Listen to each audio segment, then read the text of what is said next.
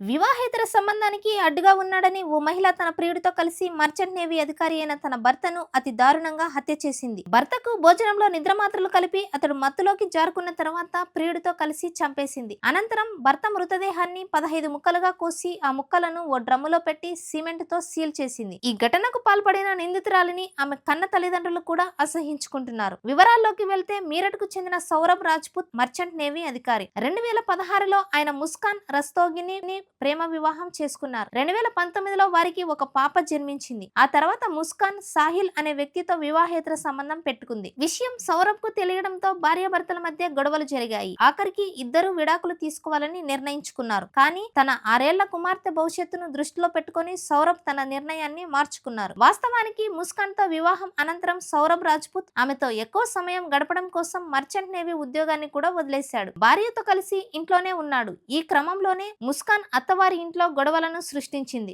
సౌరభ్ను అతని కుటుంబం నుంచి వేరు చేసింది. ఆ తర్వాత సాహిల్ తో వివాహేతర సంబంధం పెట్టుకుంది. అతనితో కలిసి డ్రగ్స్ తీసుకోవటం మొదలుపెట్టింది. భర్తకు తెలిసి వారించినా కూడా పట్టించుకోలేదు. అయినా ఆమెను అమితంగా ప్రేమించే సౌరభ్ మెల్లగా నచ్చచెప్పుకొని మార్చుకోవాలని ప్రయత్నించాడు. విడాకులు ఇస్తానని కూడా హెచ్చరించాడు. అయినా ముస్కాన్ వెనక్కి తగ్గకపోవడంతో అతనే తగ్గాడు. అనంతరం గొడవలు సద్దుమణుగుతాయనే ఉద్దేశంతో తిరిగి మర్చెంట్ నేవీ ఉద్యోగంలో చేరాడు. ఉద్యోగరీత్యా లండన్ కు వెళ్లాడు. ఫిబ్రవరి 28న తన కుమార్తె పుట్టినరోజు ఉండటంతో భారత్ కు వచ్చాడు. వారం రోజులు ఇక్కడే ఉండిపోదామని భావించాడు.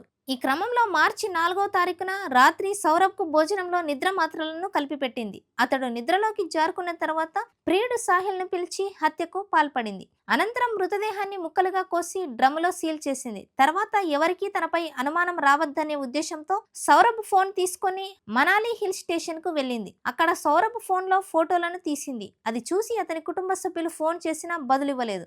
దాంతో అనుమానం వచ్చి సౌరభ్ కుటుంబ సభ్యులు పోలీసులకు ఫిర్యాదు చేశారు. అదే సమయంలో ముస్కాన్ హిల్ స్టేషన్ నుంచి పుట్టింటికి వెళ్ళింది. సౌరభ్ ను హత్య చేసిన విషయం చెప్పింది. దాంతో ఆమె పేరెంట్స్ పోలీసులకు సమాచారం ఇచ్చి కూతురుని పట్టించారు. ఈ నేపథ్యంలో మీడియా ముస్కాన్ తల్లిదండ్రులను ప్రశ్నించగా తమ బిడ్డ చేసింది క్షమించరాని నేరమని తెలియజేశారు. సౌరభ్ ఆమెను గుడ్డిగా ప్రేమించాడని, ఆమె ఏది అడిగినా కాదనేవాడు కాదని చెప్పారు. ఆమె కోసం ఉద్యోగం వదిలేశాడని, కుటుంబాన్ని కూడా వదిలేశాడని తెలిపారు. సాహిల్ తో సంబంధం గురించి తెలిసినా తనను మార్చుకునే ప్రయత్నం చేశాడే తప్ప తొందరపడలేదని అన్నారు. ఉద్యోగం కోసం సౌరభ్ లండన్ వెళ్తుంటే ఆయన తిరిగి వచ్చే వరకు ముస్కాన్ ను తనతో ఉండమని కోరామని, అందుకు ముస్కాన్ నిరాకరించిందని చెప్పారు. అప్పుడు కూడా ఆమె ఇష్ట ప్రకారమే ఉండనివ్వండని సౌరభ్ ముస్కాన్ను సమర్థించాడని ఆమె తల్లిదండ్రులు గుర్తు చేశారు.